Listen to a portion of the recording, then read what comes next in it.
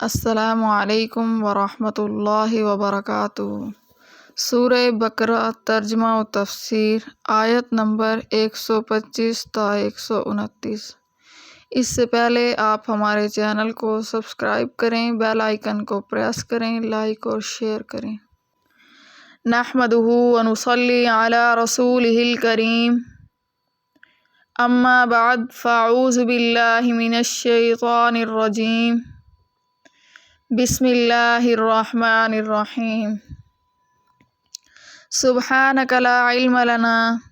الا ما علمتنا انک انت العلیم الحکیم۔ رب اشرح لی صدری ویسر لی امری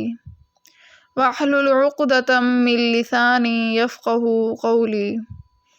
رب زدنی علما رب زدنی علما رب زدنی علما۔ لقد جاءکم رسول من انفسکم عزیز علیہ ما عنتم حریص علیکم بالمؤمنین رؤوف رحیم۔ فإن تولوا فقل حسبی اللہ لا الہ الا ہو علیہ توکلت وہو رب العرش العظیم۔ وَإِذْ جَعَلْنَا الْبَيْتَ مَثَابَةً لِلنَّاسِ وَأَمْنًا وَاتَّخَذُوا مِن مَّقَامِ إِبْرَاهِيمَ مُصَلًّى وَعَهِدْنَا إِلَىٰ إِبْرَاهِيمَ وَإِسْمَاعِيلَ أَن طَهِّرَ بَيْتِيَ لِلطَّائِفِينَ وَالْعَاكِفِينَ وَالرُّكَّعِ السُّجُودِ۔ اور جب مقرر کیا ہم نے خانہ کعبہ کو اجتماع کی جگہ، لوگوں کے واسطے اور جگہ امن کی، اور بناؤ ابراہیم کے کھڑے ہونے کی جگہ کو نماز کی جگہ، اور حکم کیا ہم نے ابراہیم اور اسماعیل کو کہ پاک رکھو میرے گھر کو واسطے طواف کرنے والوں کے اور اعتکاف کرنے والوں کے اور رکوع اور سجدہ کرنے والوں کے۔ وَإِذْ قَالَ إِبْرَاهِيمُ رَبِّ اجْعَلْ هَٰذَا بَلَدًا آمِنًا وَارْزُقْ أَهْلَهُ مِنَ الثَّمَرَاتِ مَنْ آمَنَ مِنْهُم بِاللَّهِ وَالْيَوْمِ الْآخِرِ قَالَ وَمَنْ كَفَرَ فَأُمَتِّعُهُ قَلِيلًا ثُمَّ أَضْطَرُّهُ إِلَىٰ عَذَابِ النَّارِ وَبِئْسَ الْمَصِيرُ۔ اور جب کہا ابراہیم علیہ السلام نے، اے میرے رب، بنا اس کو شہر امن کا اور روزی دے اس کے رہنے والوں کو میوے، جو کوئی ان میں سے ایمان لائے اللہ پر اور قیامت کے دن پر۔ فرمایا اور جو کفر کرے اس کو بھی نفع پہنچے گا تھوڑے دنوں کا، پھر اس کو جبراً بلاؤں گا دوزخ کے عذاب میں، اور وہ بری جگہ ہے رہنے کی۔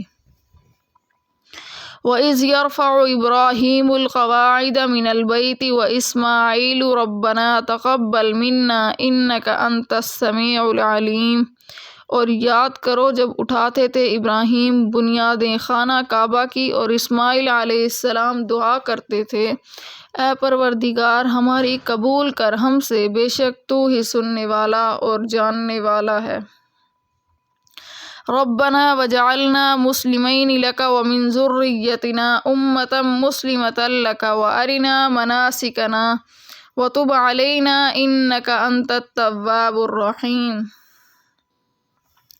اے پروردگار ہمارے، اور کر ہم کو حکم برادر اپنا، اور ہماری اولاد میں بھی کر ایک جماعت فرما بردار اپنی،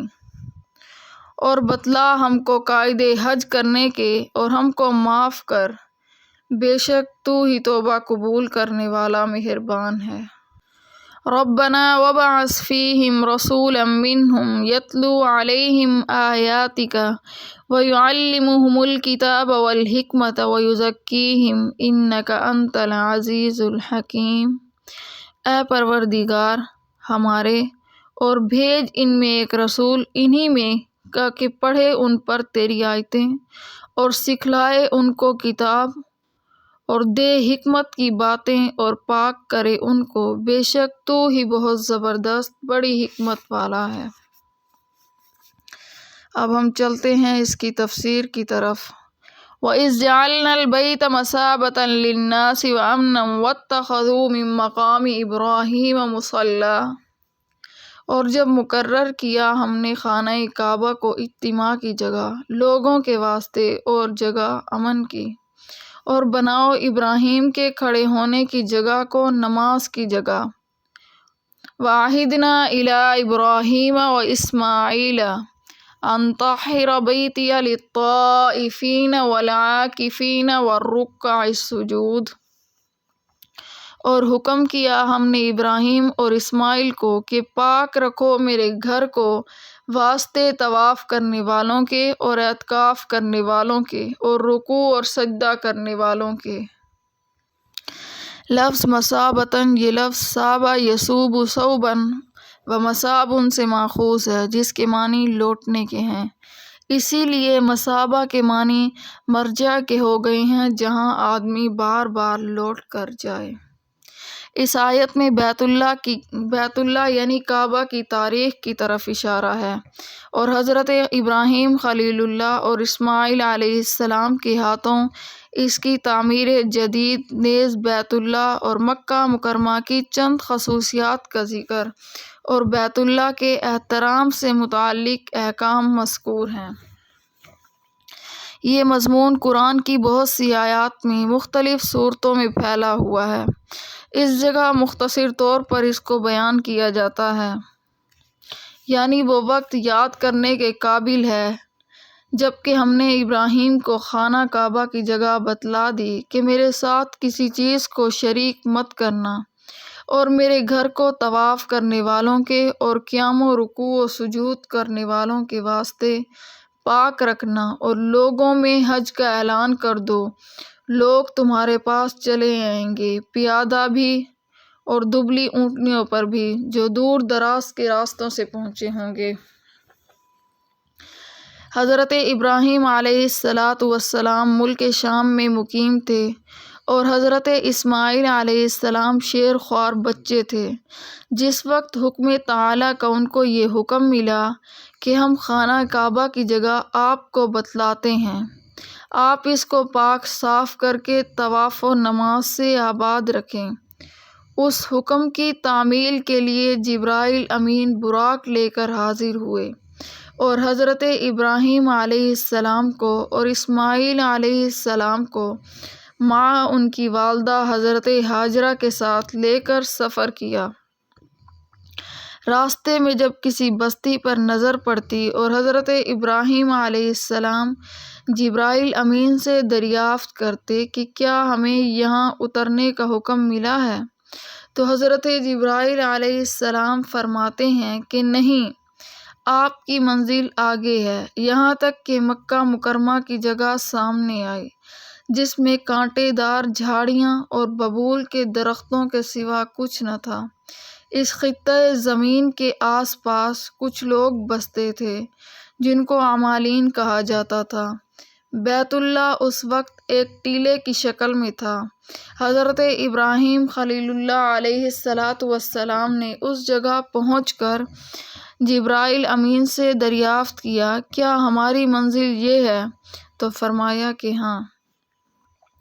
حضرت ابراہیم علیہ السلام مع اپنے صاحبزادے اور حضرت ہاجرہ کے یہاں اتر گئے، اور بیت اللہ کے پاس ایک معمولی چھپر ڈال کر حضرت اسماعیل اور حضرت ہاجرہ علیہ السلام کو یہاں ٹھہرا دیا۔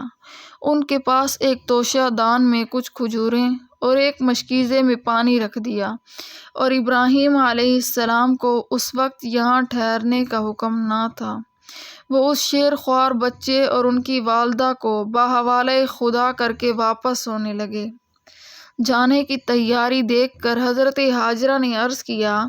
کیا ہمیں اس لغودک میدان میں چھوڑ کر آپ کہاں جاتے ہیں جس میں نہ کوئی مونس و مددگار ہے، نہ زندگی کی ضروریات ہیں؟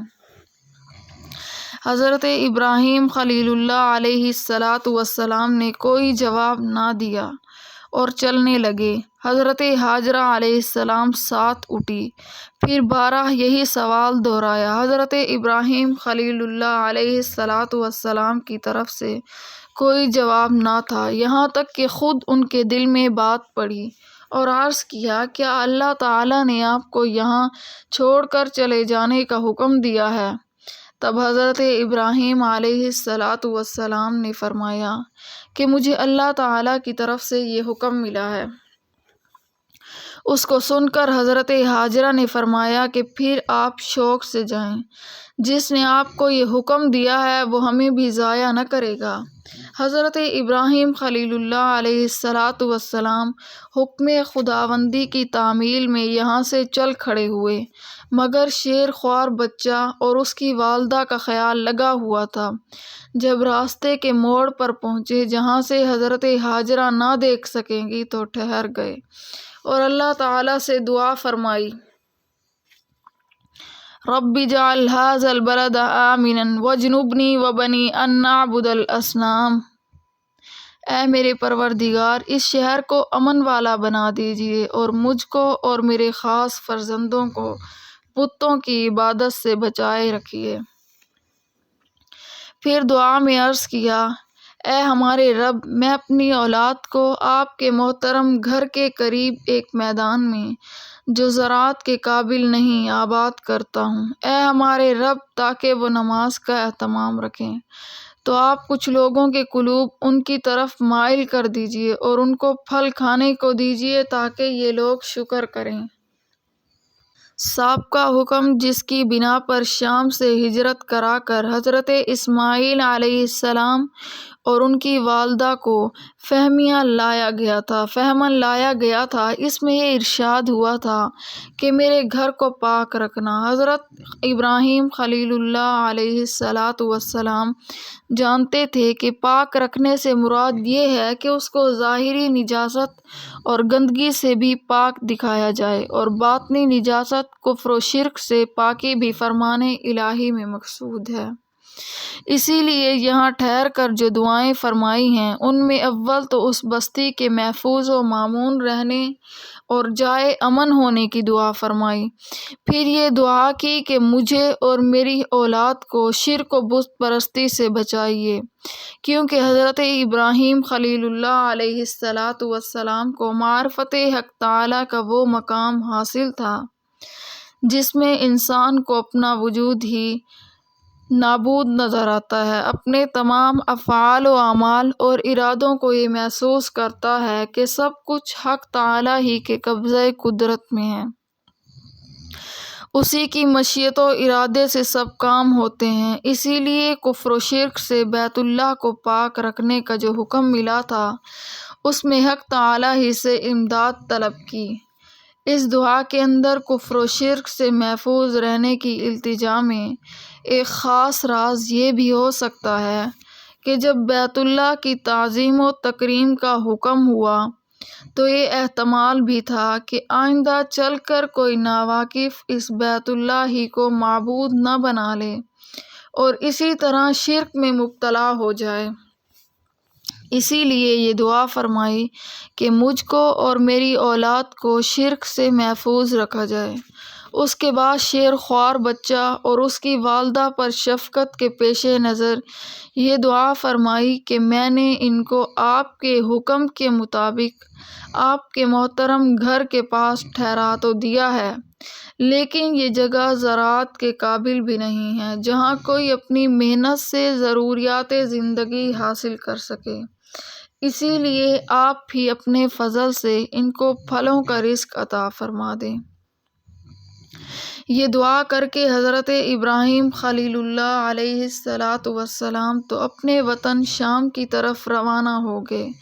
ادھر حضرت ہاجرہ علیہ السلام کا کچھ وقت تو اس توشہ، کھجور اور پانی کے ساتھ کٹ گیا جو حضرت ابراہیم خلیل اللہ چھوڑ گئے تھے۔ پانی ختم ہونے کے بعد خود بھی پیاس سے بے چین اور شیر خوار بچہ بھی اس وقت پانی کی تلاش میں،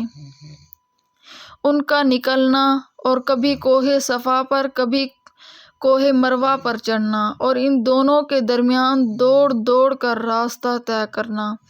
تاکہ حضرت اسماعیل علیہ السلام آنکھوں کے سامنے آ جائیں، عام مسلمانوں میں معروف ہے، اور حج میں صفا مروہ کے درمیان سعی کرنا آج تک اسی کی یادگار الہی ہے۔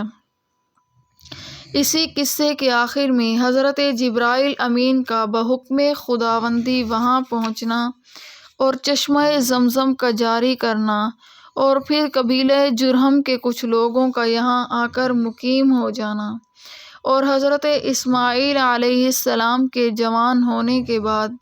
قبیلہ جرہم کی ایک بیوی سے شادی ہو جانا، یہ سب صحیح بخاری کی روایت میں تفصیل کے ساتھ مذکور ہے۔ روایت حدیث کے مجموعے سے معلوم ہوتا ہے کہ ابتداً سورہ حج کی آیت میں جو بیت اللہ کو آباد کرنے اور پاک صاف رکھنے کا حکم حضرت ابراہیم خلیل اللہ علیہ السلام کو ملا تھا، اس وقت اتنا ہی عمل مقصود تھا کہ اس کی جگہ حضرت اسماعیل اور حضرت ہاجرہ علیہ السلام کے ذریعے آباد کر دیا جائے۔ اس کے مخاطب صرف حضرت ابراہیم علیہ السلام تھے، کیونکہ اسماعیل علیہ السلام ابھی شیر خواری کے عالم میں تھے۔ اس وقت بیت اللہ کی تعمیر جدید کا حکم نہ ملا تھا۔ سورہ بقرہ کی آیت جو اس وقت زیر نظر ہے،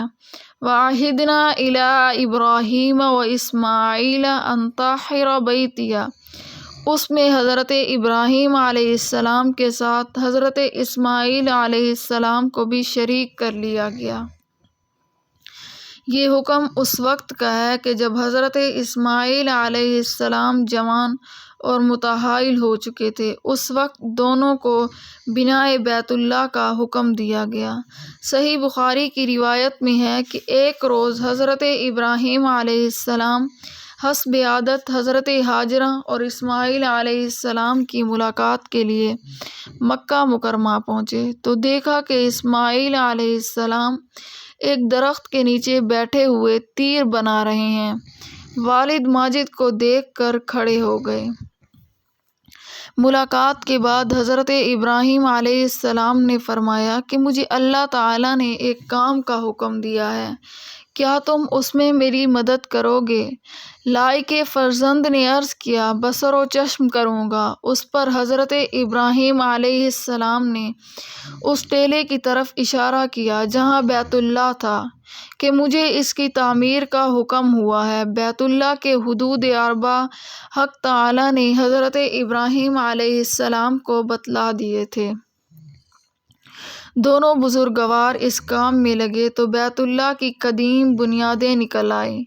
انہی پر دونوں نے تعمیر شروع کر دی۔ اگلی آیت میں اس کا بیان ہے، وَإِذْ يَرْفَعُ إِبْرَاهِيمُ الْقَوَاعِدَ مِنَ الْبَيْتِ وَإِسْمَاعِيلُ، جس میں اس طرف اشارہ ہے کہ بانی بیت اللہ اصل میں حضرت ابراہیم خلیل اللہ اور اسماعیل علیہ السلام مددگار کی حیثیت سے شریک ہیں۔ ان تمام آیات پر غور کرنے سے وہ حقیقت واضح ہو جاتی ہے جو بعض روایات حدیث میں اور تاریخ میں مذکور ہیں کہ بیت اللہ پہلے سے دنیا میں موجود تھا، کیونکہ تمام آیات میں کہیں بیت اللہ کی جگہ بتلا دینے کا ذکر ہی کہیں نہیں، اس کو پاک صاف رکھنے کا ذکر ہے۔ یہ کہیں مذکور نہیں کہ آج کوئی نیا گھر تعمیر کرانا ہے، اس کی تعمیر کریں۔ اس سے معلوم ہوا کہ بیت اللہ کا وجود اس واقعے سے پہلے موجود تھا، پھر طوفان نوح علیہ السلام کے وقت منہدم ہو گیا یا اٹھا لیا گیا، صرف بنیادیں موجود تھی۔ حضرت ابراہیم علیہ السلام اور حضرت اسماعیل علیہ السلام کعبہ کے پہلے بانی نہیں، بلکہ بنائے سابق کی بنیادوں پر جدید تعمیر ان کے ہاتھوں ہوئی ہے۔ اب رہا یہ معاملہ کہ پہلی تعمیر کس نے اور کس وقت کی، اس میں کوئی صحیح اور قوی روایات حدیث کی منقول نہیں، اہل کتاب کی روایات ہیں جن سے معلوم ہوتا ہے کہ سب سے پہلے اس کی تعمیر حضرت آدم علیہ السلام نے کی، کہ اس دنیا میں آنے سے پہلے ہی فرشتوں نے کی تھی، پھر آدم علیہ السلام نے اس کی تجدید فرمائی۔ یہ تعمیر طوفان نوح تک باقی رہی۔ طوفان نوح میں منہدم ہو جانے کے بعد سے حضرت ابراہیم علیہ السلام کے زمانے تک یہ ایک ٹیلے کی صورت میں باقی رہی۔ حضرت ابراہیم و اسماعیل علیہ السلام نے ازیں سرنو تعمیر فرمائی۔ اس کے بعد اس تعمیر میں شکست و ریخت تو ہمیشہ ہوتی رہی مگر منہدم نہیں ہوئی۔ رسول اللہ صلی اللہ علیہ وسلم کی بعثت سے قبل قریش مکہ نے اس کو منہدم کر کے ازیں سر نو تعمیر کیا۔ جس کی تعمیر میں رسول اللہ صلی اللہ علیہ وسلم نے بھی خاص شرکت فرمائی۔ لفظ مثابتاً سے معلوم ہوا کہ اللہ تعالیٰ نے بیت اللہ کو یہ خاص فضیلت بخشی ہے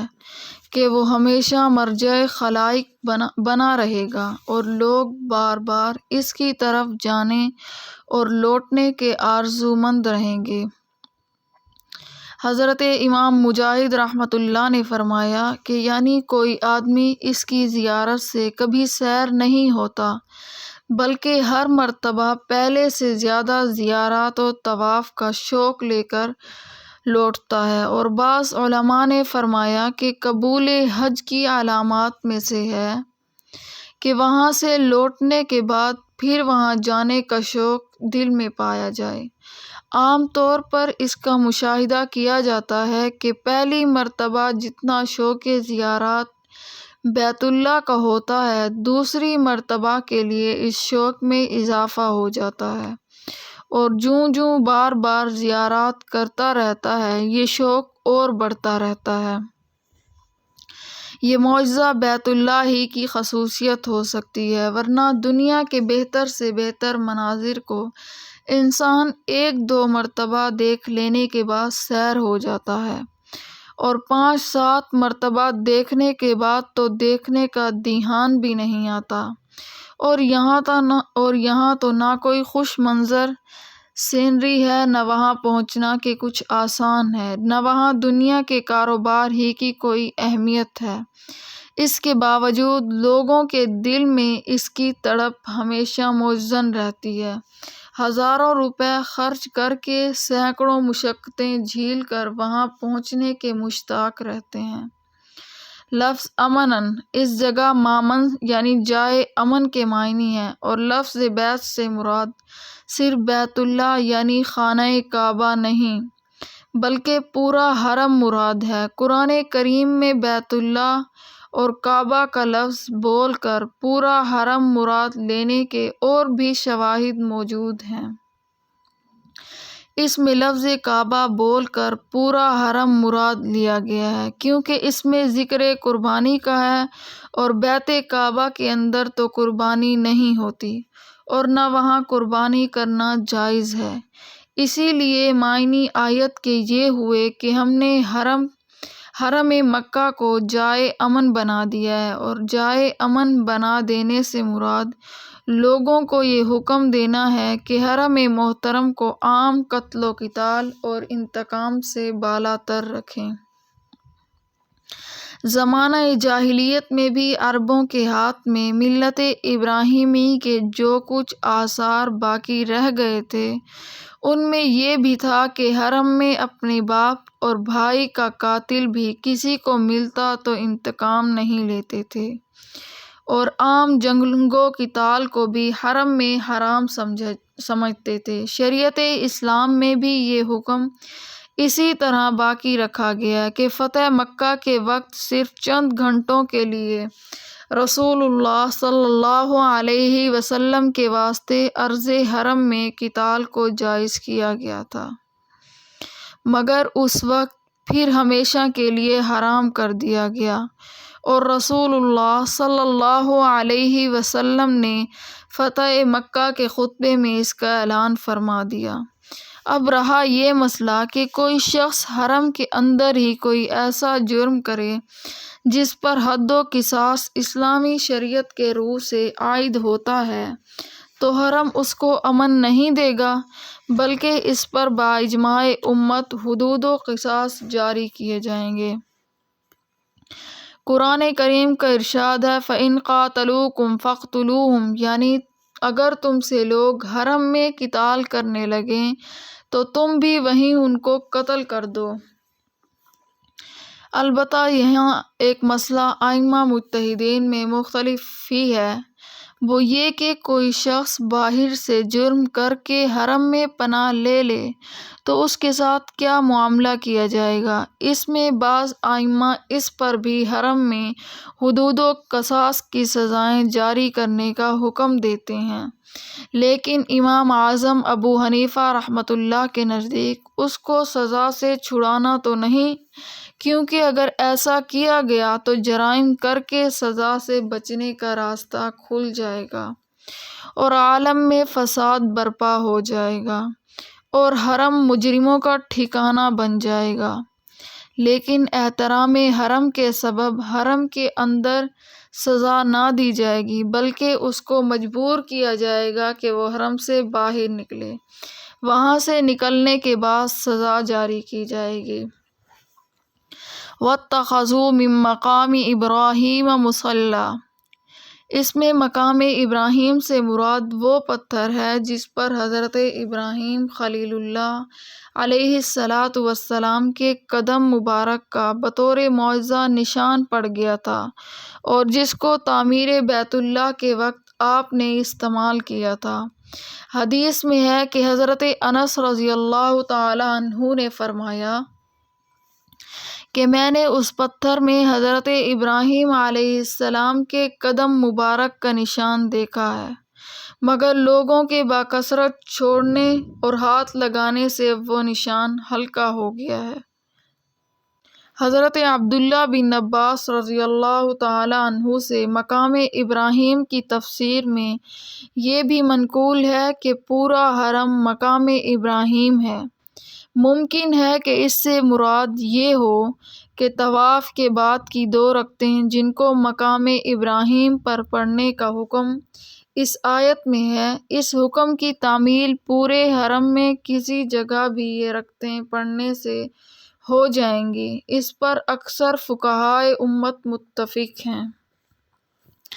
آیت مذکورہ میں مقام ابراہیم کو مصلی بنانے کا حکم ہے۔ اس کی وضاحت خود رسول اللہ صلی اللہ علیہ وسلم نے حجۃ الوداع کے موقع پر اپنے قول و عمل سے اس طرح فرما دی کہ آپ صلی اللہ علیہ وسلم طواف کے بعد مقام ابراہیم کے پاس پہنچے، جو بیت اللہ کے سامنے تھوڑے فاصلے سے رکھا ہوا ہے۔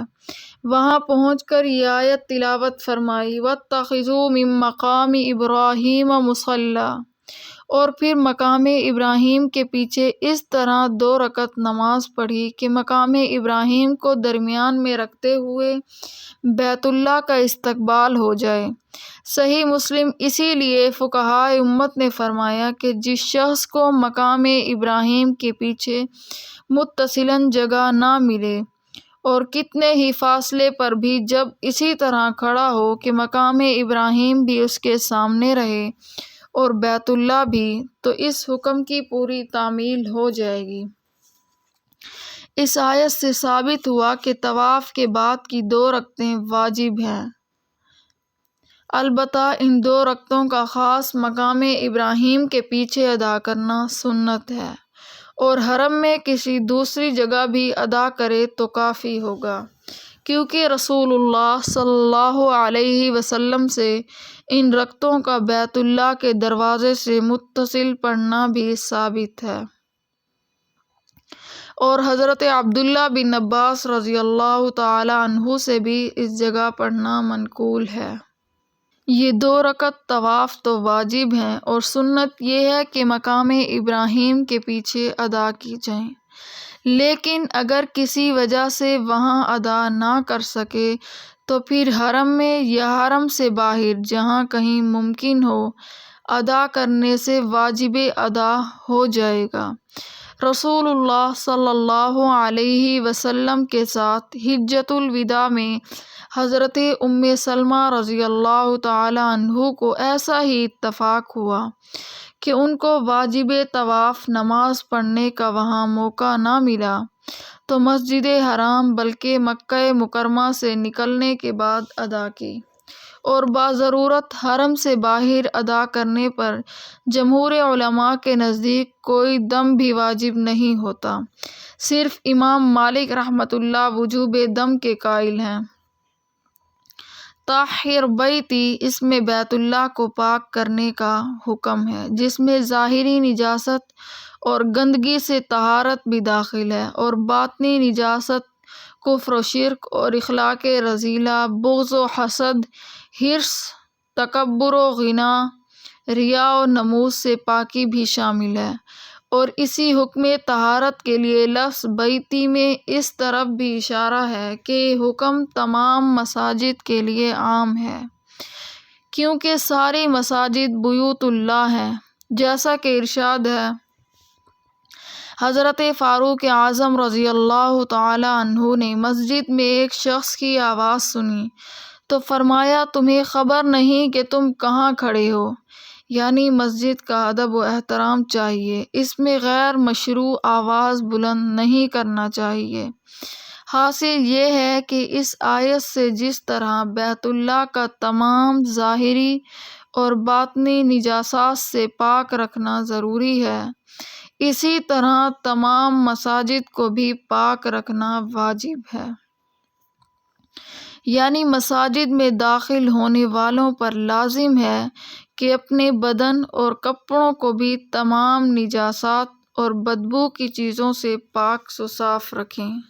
اور اپنے دلوں کو شرک و نفاق اور تمام اخلاق رذیلہ، تکبر، حسد، بغض، حرص و ریا وغیرہ کی نجاسات سے پاک کر کے داخل ہوں۔ رسول اللہ صلی اللہ علیہ وسلم نے ارشاد فرمایا کہ کوئی شخص پیاز، لہسن وغیرہ بدبودار چیزیں کھا کر مسجد میں نہ جائے، اور چھوٹے بچوں اور دیوانوں کو مسجد میں داخل ہونے سے منع فرمایا کہ ان سے نجاست کا خطرہ رہتا ہے۔ للطائفین والعاکفین والرکع السجود۔ آیت کے ان کلمات سے چند احکام و فوائد حاصل ہوئے۔ اول یہ کہ بناء بیت اللہ کا مقصد طواف، اعتکاف اور نماز ہے۔ دوسرے یہ کہ طواف نماز سے مقدم ہے۔ تیسرے یہ کہ اطراف عالم سے جانے والے حجاج کے لیے طواف بنسبت نماز کے افضل ہے۔ چوتھے یہ کہ بیت اللہ کے اندر نماز علی الاطلاق جائز ہے، فرض ہو یا نفل۔ وَإِذْ قَالَ إِبْرَاهِيمُ رَبِّ اجْعَلْ هَٰذَا بَلَدًا آمِنًا وَارْزُقْ أَهْلَهُ مِنَ الثَّمَرَاتِ مَنْ آمَنَ مِنْهُمْ بِاللَّهِ وَالْيَوْمِ الْآخِرِ قَالَ وَمَنْ كَفَرَ فَأُمَتِّعُهُ قَلِيلًا ثُمَّ أَضْطَرُّهُ إِلَىٰ عَذَابِ النَّارِ وَبِئْسَ الْمَصِيرُ۔ اور جب کہا ابراہیم علیہ السلام نے، اے میرے رب، بنا اس کو شہر امن کا اور روزی دے اس کے رہنے والوں کو میوے، جو کوئی ان میں سے ایمان لائے اللہ پر اور قیامت کے دن پر، فرمایا، اور جو کفر کرے اس کو بھی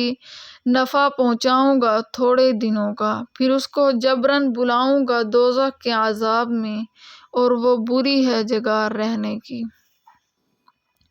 وَإِذْ يَرْفَعُ إِبْرَاهِيمُ الْقَوَاعِدَ مِنَ الْبَيْتِ وَإِسْمَاعِيلُ رَبَّنَا تَقَبَّلْ مِنَّا إِنَّكَ أَنْتَ السَّمِيعُ الْعَلِيمُ۔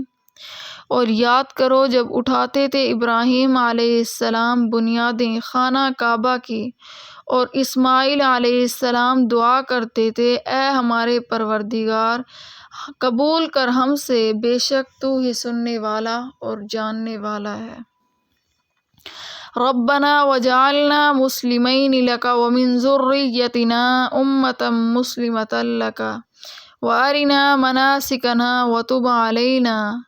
انک انت التواب الرحیم۔ اے پروردگار ہمارے، اور کر ہم کو حکم برادر اپنا اور ہماری اولاد میں بھی کر ایک جماعت فرما بردار اپنی، اور بتلا ہم کو قاعدے حج کے، اور ہم کو معاف کر، بے شک تو ہی توبہ قبول کرنے والا اور مہربان ہے۔ حضرت ابراہیم خلیل اللہ علیہ السلام نے اللہ کی راہ میں قربانیاں دی، مال و منال، اہل و عیال، اور خود اپنے نفس کی خواہشات کو نظر انداز کر کے تعمیل احکام ربانی میں مسارعت کے جو کارنامے پیش کیے وہ عجائب روزگار میں سے ہیں۔ اس کے ساتھ اہل و عیال پر شفقت و محبت ایک طبعی اور فطری امر ہونے کے ساتھ حکم ربانی بھی ہے۔ اس کا مظہر ہے کہ انہوں نے اپنے اہل و عیال کے لیے دین و دنیا کی آسائش اور راحت کے لیے دعائیں مانگی ہیں۔ دعا کو شروع لفظ رب سے کیا ہے جس کے معنی ہیں اے میرے پالنے والے۔ ان الفاظ میں دعا مانگنے کا سلیقہ سکھایا ہے کہ خود یہ الفاظ حق تعالیٰ کی رحمت اور لطف و کرم کو متوجہ کرنے پر مؤثر و داعی ہیں۔ پھر سب سے پہلی دعا یہ فرمائی کہ اس چٹیل میدان کو جس میں آپ کے حکم کے مطابق میں نے اپنے اہل و عیال کو لا ڈالا ہے، آپ ایک شہر بنا دیں تاکہ یہاں کی سکونت میں ان کو وحشت نہ ہو اور ضروریات زندگی بآسانی میسر آ جائیں۔ یہی دعا سورہ ابراہیم میں بھی ہے۔ ھذا بلدن آمنا کے الفاظ سے آئی ہے جس میں البلد کو الف لام کے ساتھ ذکر کیا ہے جو عربی زبان کی اصطلاح میں معرفہ کہلاتا ہے۔ فرق کی وجہ غالباً یہ ہے کہ پہلی دعا جو آیت سورہ بقرہ میں بلدن کے الفاظ سے آتی ہے یہ اس وقت کی گئی ہے جبکہ یہ جگہ جنگل تھی، شہر بنا نہیں تھا۔ اس وقت بلد کو بغیر الف لام میم کے نکرہ استعمال کیا۔ اور دوسری دعا بظاہراً اس وقت کی ہے کہ جب مکہ کی بستی بس گئی اور وہ شہر معروف بن گیا۔ اس کا قرینہ یہ ہے کہ سورہ ابراہیم کی آخری آیات الحمدللہ الذی وہب لی علی الکبر اسماعیل و اسحاق، جس سے اندازہ یہ ہوتا ہے کہ یہ دعا حضرت اسحاق علیہ السلام کی پیدائش کے بعد کی ہے، اور حضرت اسحاق علیہ السلام حضرت اسماعیل علیہ السلام سے 13 سال بعد میں پیدا ہوئے۔ دوسری دعا اس میں یہ ہے کہ اس شہر کو امن والا شہر بنا دیجیے، یعنی قتل و غارت گری سے، کفار کے تسلط سے اور آفات سے مامون و محفوظ رہے۔ حضرت ابراہیم خلیل اللہ کی یہ دعا قبول ہوئی اور مکہ مکرمہ ایک ایسا آباد شہر ہو گیا کہ اس کی اپنی آبادی کے علاوہ ساری دنیا کا مرجع بن گیا۔ اطراف عالم سے مسلمان وہاں پہنچنے کو اپنی سب سے بڑی سعادت سمجھتے ہیں، اور مامون و محفوظ بھی ہو گیا کہ بیت اللہ کے مخالف کسی قوم اور کسی بادشاہ کا اس پر تسلط نہیں ہو سکا۔ اصحاب فیل کا واقعہ خود قرآن کریم میں مذکور ہے کہ انہوں نے بیت اللہ پر حملے کا قصد کیا تو پورے لشکر کو تباہ و برباد کر دیا گیا۔ یہ شہر قتل و غارت گری سے بھی محفوظ چلا آیا ہے کہ اسلام سے پہلے بھی زمانہ جاہلیت والے کتنی ہی خرابیوں اور کفر و شرک کی رسموں میں مبتلا ہونے کے باوجود بیت اللہ اور اس کے ماحول حرم کی تعظیم و تکریم کو ایسا مذہبی فریضہ سمجھتے تھے کہ کیسا ہی دشمن وہاں کسی کو مل جائے حرم میں اس سے قصاص یا انتقام نہ لیتے تھے، بلکہ سکان حرم کی تعظیم و تکریم بھی پورے عرب میں عام تھی۔ اسی لیے مکہ والے ملک شام اور یمن سے تجارتی درآمد و برآمد کا سلسلہ رکھتے تھے اور کوئی ان کی راہ میں حائل نہ ہوتا تھا۔ حدود حرم میں جیسا کہ اللہ تعالیٰ نے جانوروں کو بھی امن دیا ہے، اس میں شکار جائز نہیں، ایسا ہی جانوروں میں بھی یہ قدرتی احساس پیدا فرما دیا ہے کہ حدود حرم میں آ کر جانور اپنے آپ کو محفوظ سمجھتا ہے، کسی شکاری آدمی سے نہیں گھبراتا۔ حرم محترم کے مامون ہونے کے یہ احکام جو دعائے ابراہیمی کا نتیجہ ہیں، زمانہ جاہلیت سے قائم چلے آتے تھے۔ اسلام اور قرآن نے ان کو اور زیادہ نکھارا اور تقویت پہنچائی۔ حجاج بن یوسف اور پھر کرامیتا کے ظلم و ستم اور بدکاریوں سے جو قتل و قتال حرم میں ہوا، اول تو وہ خود اسلام کا نام لینے والوں کے ہاتھوں ہوا۔ کوئی کافر قوم حملہ آور نہ تھی، اور کوئی شخص خود اپنے گھر کو آگ لگائے تو وہ امن کے منافی نہیں۔ اس کے علاوہ یہ واقعات شاذ ہیں جو حضرت ابراہیم علیہ السلام سے لے کر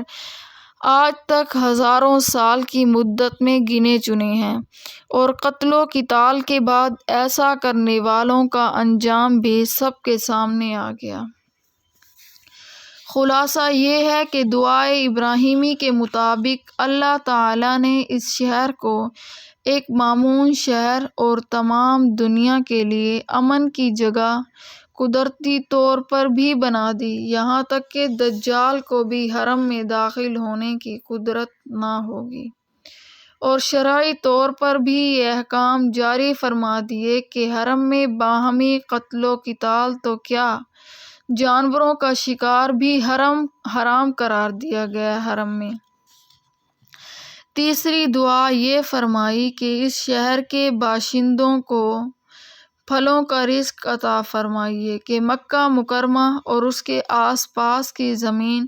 نہ کسی باغ و چمن کی متحمل تھی، نہ وہاں دور دور تک پانی کا نام و نشان تھا، مگر حق تعالیٰ نے دعائے ابراہیمی کو قبول فرمایا اور مکہ کے قریب ہی طائف کا ایک ایسا خطہ بنا دیا جس میں ہر طرح کے بہترین پھل بکثرت پیدا ہوتے اور مکہ مکرمہ آ کر فروخت ہوتے ہیں۔ بعض اسرائیلی روایات میں ہے کہ طائف دراصل ملک شام کا خطہ تھا، جس کو بحکم خداوندی جبرائیل امین نے یہاں منتقل کر دیا۔ حضرت ابراہیم علیہ السلام نے اپنی دعا میں یہ ذکر نہیں فرمایا کہ مکہ اور اس کے ماحول کو گلزار اور پھلوں کی زمین یا قابل کاشت بنا دیا جائے، بلکہ دعا یہ فرمائی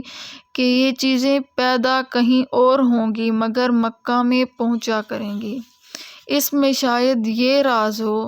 کہ حضرت ابراہیم خلیل اللہ علیہ السلام یہ نہیں چاہتے تھے کہ ان کی اولاد کاشتکاری یا باغبانی کے کاموں میں مشغول ہو جائے، کیونکہ ان کو اس جگہ آباد کرنے کا منشا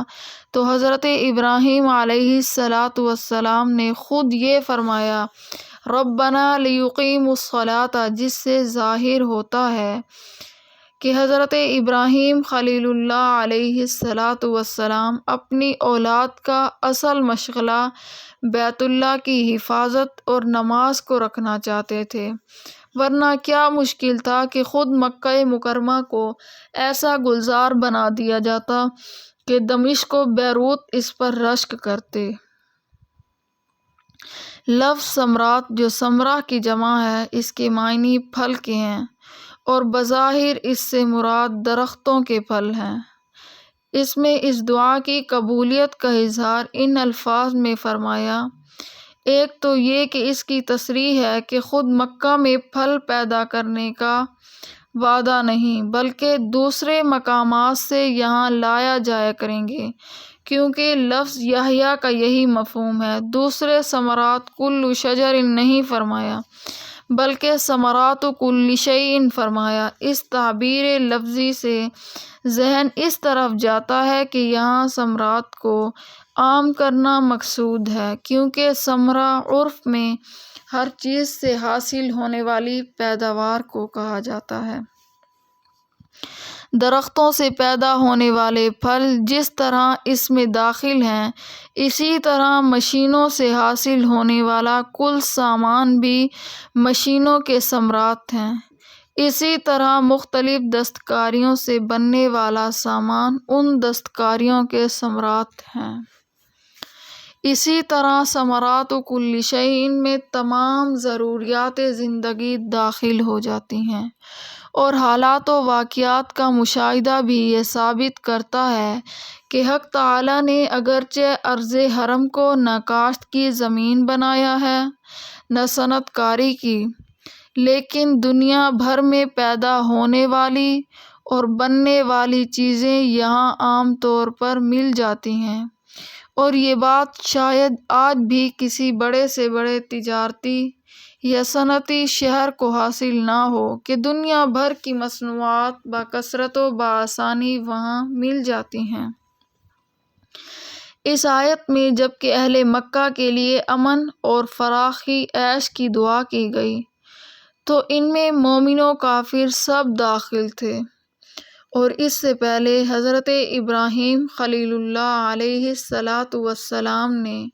جب ایک دعا میں اپنی پوری ذریت کو بغیر امتیاز مومن و کافر جمع کیا تھا تو حق تعالیٰ کی طرف سے یہ ارشاد آیا تھا کہ یہ دعا مومنوں کے حق میں قبول ہے، ظالم مشرکوں کے حق میں قابل قبول نہیں۔ وہ دعا تھی امامت و اقتدار کی۔ حضرت ابراہیم خلیل اللہ علیہ السلام کو جو مقام خلت پر فائز اور خشیت اللہ سے لبریز تھے، اس جگہ بھی وہ بات یاد آئی تو اپنی دعا میں یہ قید لگا دی کہ معاش و خوشحالی اور امن و امان کی دعا صرف مومنین کے لیے کرتا ہوں۔ حق تعالیٰ کی طرف سے اس خشیت و احتیاط کی قدر کی گئی اور فرمایا ومن کفر، یعنی یہ دنیاوی خوشحالی اور اقتصادی فراخی ہم سبھی اہل مکہ کو عطا کریں گے،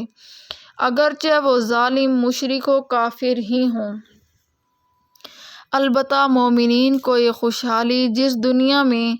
دی جائے گی اسی طرح آخرت میں بھی عطا ہوگی، اور کافروں کو آخرت میں عذاب کے سوا کچھ نہیں ہوگا۔ ربنا تقبل منا، حضرت ابراہیم خلیل اللہ علیہ السلام نے حکم ربانی کی تعمیل میں ملک شام کے ہرے بھرے خوش منظر خطے کو چھوڑ کر مکہ مکرمہ کے خشک پہاڑوں کے درمیان اپنے اہل عیال کو لا ڈالا اور بیت اللہ کی تعمیر میں اپنی پوری توانائی خرچ کی۔ یہ موقع ایسا تھا کہ ایسے مجاہدے کرنے والے کے دل میں عجب پیدا ہوتا تو وہ اپنے عمل کو بہت کچھ قابل قدر سمجھتا، لیکن یہاں حضرت ابراہیم خلیل اللہ علیہ السلام ہیں، رب العزت کی بارگاہ عزت و جلال کو پہنچنے والے ہیں کہ کسی انسان سے اللہ تعالیٰ کی شایان شان عبادت و اطاعت ممکن نہیں۔ ہر شخص اپنی قوت و ہمت کی مقدار سے کام کرتا ہے، اسی لیے ضرورت ہے کہ کوئی بھی بڑے سے بڑا عمل کرے تو اس پر ناز نہ کرے بلکہ الہ و زاری کے ساتھ دعا کرے کہ میرا یہ عمل قبول ہو جائے، جیسا کہ حضرت ابراہیم خلیل اللہ علیہ السلام نے بنائے بیت اللہ کے عمل کے متعلق یہ دعا فرمائی کہ اے ہمارے اللہ، اے پروردگار، آپ ہمارے اس عمل کو قبول فرما لیں، کیونکہ آپ تو سننے والے اور جاننے والے ہیں، ہماری دعا کو سنتے ہیں اور ہماری نیتوں کو جانتے ہیں۔ ربنا وجعلنا مسلمین لک، یہ دعا بھی اسی معرفت و خشیت کا نتیجہ ہے جو حضرت ابراہیم خلیل اللہ علیہ السلام کو حاصل تھی کہ اطاعت و فرما برداری کے بے مثال کارنامے بجا لانے کے بعد یہ دعا بھی کرتے ہیں کہ ہم دونوں کو اپنا فرما بردار بنا لیجیے۔ وجہ یہ ہے کہ جتنی کسی کو حق تعالیٰ کی معرفت بڑھتی جاتی ہے اتنا ہی اس کا یہ احساس بڑھتا جاتا ہے کہ ہم حق وفاداری اور حق فرما برداری پورا ادا نہیں کر رہے۔ وَمِن ذُرِّيَّتِنَا، اس دعا میں بھی اپنی اولاد کو شریک فرمایا۔ اس سے معلوم ہوتا ہے کہ اللہ والے جو اللہ کی راہ میں اپنی جان اور اولاد کی قربانی پیش کرنے سے بھی دریغ نہیں کرتے، ان کو اپنی اولاد سے کس قدر محبت ہوتی ہے، مگر اس محبت کے صحیح تقاضوں کو پورا کرتے ہیں۔ جہاں تک عوام کی رسائی نہیں، عوام تو اولاد کی صرف جسمانی صحت و راحت کو جانتے ہیں، ان کی ساری مشقت و راحت اسی کے گرد گھومتی ہے، مگر اللہ کے مقبول بندے جسمانی سے زیادہ روحانی اور دنیاوی سے زیادہ اخروی راحت کی فکر کرتے ہیں۔ اسی لیے دعا فرمائی کہ میری اولاد میں سے ایک جماعت کو پورا فرما بردار بنا دیجیے۔ اپنی ذریت کے لیے دعا میں ایک حکمت اور بھی ہے۔ تجربہ شاہد ہے کہ جو لوگ قوم میں بڑے مانے جاتے ہیں ان کی اولاد اگر ان کے راستے پر قائم رہے تو عوام میں ان کی مقبولیت فطری ہوتی ہے، ان کی صلاحیت صلاح عوام کا ذریعہ بنتی ہے۔ حضرت ابراہیم خلیل اللہ علیہ السلام کی یہ دعا بھی قبول ہوئی کہ آپ کی ذریت میں ہمیشہ ایسے لوگ موجود رہے ہیں جو دین حق پر قائم اور اللہ کے فرما بردار بندے تھے۔ جاہلیت عرب میں جبکہ پوری دنیا کو خصوصاً عرب کو شرک و بت پرستی نے گھیر لیا تھا، اس وقت اولاد ابراہیم میں ہمیشہ کچھ لوگ عقیدہ توحید و آخرت کے سچے معتقد اور اطاعت شعار ہیں، جیسے اہل جاہلیت میں زید بن عمرو بن نوفل اور قس بن سعدہ تھے کہ رسول اللہ صلی اللہ علیہ وسلم کے جد امجد عبد المطلب بن ہاشم کے متعلق بھی یہی روایت ہے کہ وہ شرک و بت پرستی سے بیزار تھے۔ ارنا مناسکنا، مناسک منسک کی جمع ہے۔ اعمال حج کو بھی مناسک کہا جاتا ہے اور مقامات حج عرفات، منی، مزدلفہ کو بھی یہاں دونوں مراد ہو سکتے ہیں، اور دعا کا حاصل یہ ہے کہ ہمیں اعمال حج اور مقامات حج پوری طرح سمجھا دیے جائیں۔ اسی لیے لفظ ارنا استعمال فرمایا جس کے معنی ہیں ہمیں دکھلا دیجیے۔ وہ دیکھنا آنکھوں سے بھی ہو سکتا ہے اور قلب سے بھی، چنانچہ مقامات حج کو بذریعہ جبرائیل امین علیہ السلام دکھلا کر متعین کر دیا گیا اور احکام حج کی واضح تلقین و تعلیم فرما دی گئی۔ ربنا وابعث فیہم رسولا منہم یتلو علیہم آیاتک ویعلمہم الکتاب والحکمۃ ویزکیہم انک انت العزیز الحکیم۔ اے پروردگار ہمارے، اور بھیج ان میں ایک رسول انہی میں کہ پڑھے ان پر تیری آیتیں اور سکھلائے ان کو کتاب اور حکمت کی باتیں اور پاک کرے ان کو، بے شک تو ہی زبردست حکمت والا ہے۔ یتلو علیہم آیاتک مصدر تلاوت سے مشتق ہے۔ تلاوت کے اصلی معنی اتباع اور پیروی کے ہیں۔ اصطلاح قرآن و حدیث میں یہ لفظ قرآن کریم اور دوسری آسمانی کتابوں اور کلام الہی کے پڑھنے کے لیے استعمال کیا جاتا ہے، کیونکہ اس کلام کے پڑھنے والے کو اس کا پورا اتباع کرنا لازم ہے، جس طرح اللہ تعالیٰ کی طرف سے نازل ہوا ٹھیک اسی طرح پڑھنا ضروری ہے۔ اپنی طرف سے کسی لفظ یا اس کی حرکات میں کمی بیشی یا تبدیلی کی اجازت نہیں۔ وَيُعَلِّمُهُمُ الْكِتَابَ وَالْحِکْمَةَ، اس میں کتاب اللہ سے مراد کتاب اللہ ہے، اور الحکمت کا لفظ عربی لغت میں کئی معنی کے لیے آتا ہے: حق بات پر پہنچنا، عدل و انصاف، علم و حلم وغیرہ۔ یہ لفظ جب اللہ تعالیٰ کے لیے بولا جاتا ہے تو اس کے معنی تمام اشیاء کی پوری معرفت اور مستحکم ایجاد کے ہوتے ہیں، اور جب غیر اللہ کے لیے بولا جائے تو موجودات کی صحیح معرفت اور نیک اعمال کے لیے جاتے ہیں۔ اور لفظ حکمت عربی زبان میں کئی معنی کے لیے بولا جاتا ہے: علم صحیح، نیک اعمال، عدل و انصاف، قول صادق وغیرہ۔ اسی لیے دیکھنا ہے کہ اس آیت میں لفظ حکمت سے کیا مراد ہے۔ مفسرین صحابہ و تابعین جو معنی قرآن کی تشریح رسول اللہ صلی اللہ علیہ وسلم سے سیکھا کرتے ہیں، اس جگہ لفظ حکمت کے معنی بیان کرنے میں اگرچہ ان کے الفاظ مختلف ہیں لیکن خلاصہ سب کا ایک ہی ہے، یعنی سنت رسول اللہ صلی اللہ علیہ وسلم۔ حضرت قتادہ سے یہی تفسیر کی نقل کی گئی ہے۔ کسی نے تفسیر قرآن اور کسی نے تفقہ فی الدین فرمایا اور کسی نے علم احکام شرعیہ کہا اور کسی نے کہا کہ ایسے احکام الہیہ کا علم جو رسول اللہ صلی اللہ علیہ وسلم کے ہی بیان سے معلوم ہو سکتے ہیں۔ ظاہر ہے کہ ان سب کا حاصل وہی حدیث و سنت و رسول اللہ صلی اللہ علیہ وسلم ہے۔ لفظ یزکیہم زکوٰۃ سے مشتق ہے جس کے معنی ہے طہارت اور پاکی، اور یہ لفظ بظاہری اور باطنی ہر طرح کی پاکی کے لیے بولا جاتا ہے۔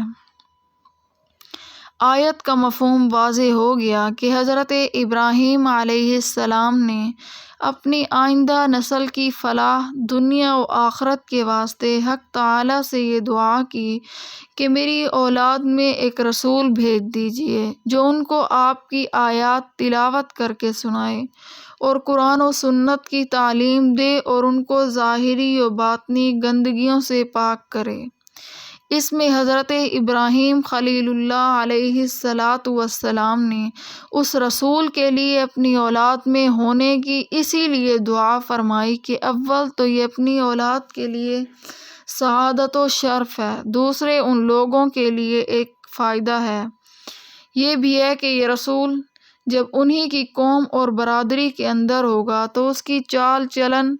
سیرت و حالات سے یہ لوگ بخوبی واقف ہوں گے، کسی دھوکہ فریب میں مبتلا نہ ہوں گے۔ حدیث میں ہے کہ حضرت ابراہیم علیہ السلام کو اس دعا کا جواب حق تعالیٰ کی طرف سے یہ ملا کہ آپ کی دعا قبول کر لی گئی اور یہ رسول نبی آخر الزماں محمد مصطفیٰ صلی اللہ علیہ وسلم آپ ہی کی نسل میں بھیجے جائیں گے۔ حدیث میں ہے کہ رسول اللہ صلی اللہ علیہ وسلم نے فرمایا، میں اللہ کے نزدیک خاتم النبیین اس وقت تھا جب کہ آدم علیہ السلام پیدا بھی نہیں ہوئے تھے بلکہ ان کا خمیر ہی تیار ہو رہا تھا، اور میں آپ لوگوں کو اپنے معاملے کی ابتدا بتلاتا ہوں کہ میں اپنے باپ حضرت ابراہیم علیہ السلام کی دعا، حضرت عیسیٰ علیہ السلام کی بشارت اور اپنی والدہ ماجدہ کے خواب کا مظہر ہوں۔ عیسیٰ علیہ السلام کی بشارت سے مراد ان کا قول یہ ہے، مبشرا برسول یأتی من بعدہ اسمہ احمد، اور والدہ ماجدہ نے حالت حمل میں یہ خواب دیکھا تھا کہ میرے بطن سے ایک نور نکلا ہے جس سے ملک شام کے محلات جگمگا اٹھے۔ پھر قرآن میں رسول اللہ صلی اللہ علیہ وسلم کی بعثت کا تذکرہ کرتے ہوئے دو جگہ ارشاد فرمایا ہے کہ انہی الفاظ کا اعادہ کیا گیا ہے جو حضرت ابراہیم علیہ السلام کی دعا ہیں، جس میں اس بات کی طرف اشارہ ہے کہ حضرت ابراہیم علیہ السلام نے جس رسول کے بھیجنے کی دعا فرمائی تھی وہ رسول اللہ صلی اللہ علیہ وسلم ہی ہیں۔ سورہ جمعہ کی آیات میں رسول اللہ صلی اللہ علیہ وسلم کے متعلق ایک ہی مضمون ایک ہی طرح کے الفاظ میں آیا، جن میں رسول اللہ صلی اللہ علیہ وسلم اس دنیا میں تشریف لانے کے مقاصد یا آپ صلی اللہ علیہ وسلم کے عہد نبوت و رسالت کے فرائض منصبی تین بیان کیے گئے ہیں، ایک تلاوت آیات، دوسرے تعلیم کتاب و حکمت، تیسرے لوگوں کا تزکیہ اخلاق۔ یہاں پہلی بات قابل غور ہے کہ تلاوت کا تعلق الفاظ سے ہے اور تعلیم کا معنی سے۔ یہاں تلاوت و تعلیم کو الگ الگ بیان کرنے سے یہ حاصل ہوا کہ قرآن کریم میں جس طرح معنی مقصود ہیں اس کے الفاظ بھی مستقل مقصود ہیں، ان کی تلاوت و حفاظت فرض اور اہم عبادات ہیں۔ یہاں یہ بات بھی قابل نظر ہے کہ رسول اللہ صلی اللہ علیہ وسلم کے بلا واسطہ شاگرد اور مخاطب خاص وہ حضرات تھے جو عربی زبان کے نہ صرف جاننے والے بلکہ اس کے فصیح و بلیغ خطیب اور شاعر بھی تھے۔ ان کے سامنے قرآن عربی کا پڑھ دینا بھی بظاہر ان کی تعلیم کے لیے کافی تھا، ان کو الگ سے ترجمہ و تفسیر کی ضرورت نہ تھی، تو پھر تلاوت آیات کو ایک علیحدہ مقصد اور تعلیم کتاب کو ایک جداگانہ دوسرا مقصد رسالت قرار دینے کی کیا ضرورت تھی، جبکہ اعمال کے اعتبار سے یہ دونوں مقصد ایک ہی ہو جاتے ہیں۔ اس میں غور کیا جائے تو دو اہم نتیجے آپ کے سامنے آئیں گے۔ اول یہ کہ قرآن کریم دوسری کتابوں کی طرح ایک کتاب نہیں جس میں صرف معنی مقصود ہوتے ہیں، الفاظ ایک ثانوی حیثیت رکھتے ہیں، ان میں اگر معمولی تغیر و تبدل بھی ہو جائے تو کوئی حرج نہیں سمجھا جاتا۔ ان کے الفاظ بغیر معنی سمجھے ہوئے پڑھتے رہنا بالکل لغو و فضول ہے، بلکہ قرآن کریم کے جس طرح معنی مقصود ہیں اسی طرح الفاظ بھی مقصود ہیں، اور الفاظ قرآن کے ساتھ خاص خاص احکام شرعیہ بھی متعلق ہیں۔ یہی وجہ ہے کہ اصول فقہ میں قرآن کریم کی یہ تعریف کی گئی ہے، قرآن نام ہے الفاظ اور معنی دونوں کا، جس سے معلوم ہوا کہ اگر معنی قرآن کو الفاظ قرآن کے علاوہ دوسرے الفاظ یا دوسری زبان میں لکھا جائے تو وہ قرآن کہلانے کا مستحق نہیں، اگرچہ مضامین بالکل صحیح درست ہی ہوں۔ ان مضامین قرآنیہ کو بدلے ہوئے الفاظ میں اگر کوئی شخص نماز میں پڑھ لے تو نماز ادا نہ ہوگی، اسی طرح وہ تمام احکام جو قرآن سے متعلق ہیں اس پر عائد نہیں ہوں گے۔ قرآن کریم کی تلاوت کو جو ثواب احادیث صحیحہ میں وارد ہے وہ بدلی ہوئی زبان یا بدلے ہوئے الفاظ پر مرتب نہیں ہوگا، اسی لیے فقہائے امت نے قرآن کریم کا صرف ترجمہ بلا متن قرآن کے لکھنے اور چھاپنے کو ممنوع فرمایا ہے، جس کو عرف میں اردو کا قرآن یا انگریزی کا قرآن کہہ دیا جاتا ہے، کیونکہ در حقیقت جو قرآن اردو یا انگریزی میں نقل کیا گیا وہ قرآن کہلانے کا مستحق نہیں۔ خلاصہ یہ ہے کہ اس آیت میں رسول اللہ صلی اللہ علیہ وسلم کے فرائض منصبی میں تعلیم کتاب سے علیحدہ تلاوت آیات کو جداگانہ فرض قرار دے کر اس کی طرف اشارہ کر دیا کہ قرآن کریم میں جس طرح اس کے معنی مقصود ہیں اسی طرح اس کے الفاظ بھی مقصود ہیں، کیونکہ تلاوت الفاظ کی ہوتی ہے، معنی کی نہیں۔ اسی لیے جس طرح رسول اللہ صلی اللہ علیہ وسلم کے فرائض میں معنی کی تعلیم داخل ہے، اسی طرح الفاظ کی تلاوت اور حفاظت بھی ایک مستقل فرض ہے۔ اس میں یہ شبہ نہیں کہ قرآن کریم کے نزول کا اصل مقصد اس کے بتائے ہوئے نظام زندگی پر عمل کرنا اور اس کی تعلیمات کو سمجھنا اور سمجھانا ہے۔ محض اس کے الفاظ رٹ لینے پر قناعت کر کے بیٹھ جانا قرآن کریم کی حقیقت سے بے خبری اور اس کی بے قدری ہے۔ لیکن اس کے ساتھ یہ کہنا کسی طرح صحیح نہیں ہے